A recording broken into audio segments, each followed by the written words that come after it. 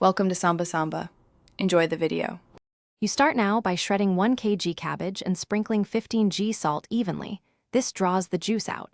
Use a clean bowl and your hands to massage until liquid appears, because pressing releases the brine that ferments. Once done, pack cabbage tightly into a jar or crock. Leave 2-3 cm headspace. Make sure to press down so the cabbage is submerged. Keep the reserved core and any juice to top up later, and move to the next step without delay. Now you compress the cabbage into the jar firmly, layer by layer. This forces more brine and reduces trapped oxygen, which can cause off flavors. Place a sanitized weight, glass, ceramic, or a sealed bag of brine directly on top so everything stays submerged beneath the liquid. Seal with a loose lid or airlock to let gas escape. Do not seal tight. Store at 18-22 degrees C and check daily.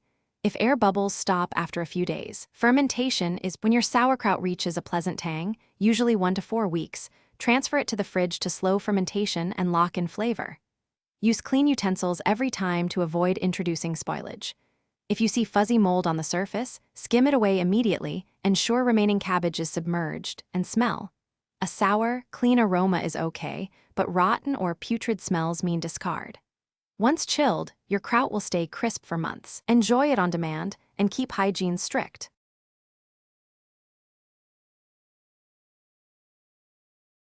Thanks for watching. Consider subscribing if we helped you.